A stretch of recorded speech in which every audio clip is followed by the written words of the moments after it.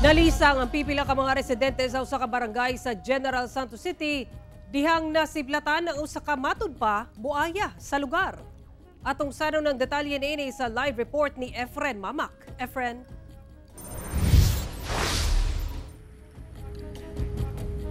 Sara gikalisang sa pipila ka mga residente sa barangay Buayan sa General Santos City ang nasiplatang gingong buaya nga anaa sa dagat. DNR-12 ginamonitor na ang lugar lakip malapatan sa Rangani nga duna kunoy crocodile sightings.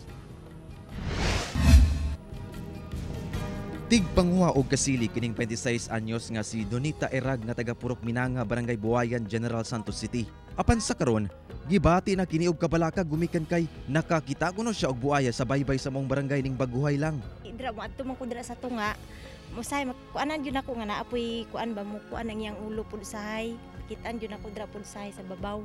Makuanan ako sahay nga na ay ulo nga mo kuan bitaw kanang makandos-kandos ko dira sa sahay sa tunga.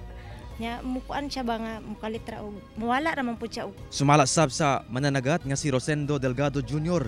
niadtong usa ka gabii nakakita sab kuno siya og buaya sa maong lugar.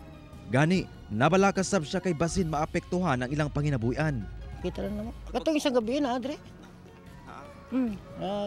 Gabi eh. Hindi alam mo, gukod-gukod ang mga langgam na daplin. Apektado, umugdako kita siya. Malaumo na mga residente din sa barangay nga unta madakpan na sa mga otoridad ang maong buaya aron mawala na ang ilang kabalaka nga basig makapanakit kini kanila.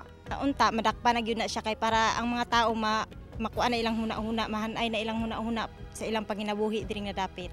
Sumala sa DNR-12, usa sa ilang ginatutukan ang karagatan sa Barangay Buayan kalabot sa crocodile sightings.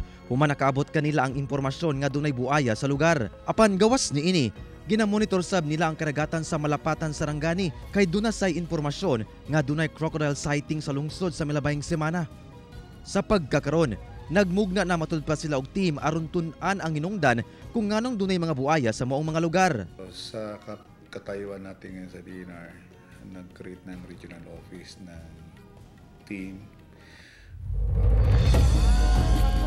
Sara giyawag sab sa DNR-12 lakip opisyal sa Barangay Buayan, General Santos City nga kun ugali makakita og buaya sa ilang lugar, gilayon i-report kini kanila aron maaksyonan.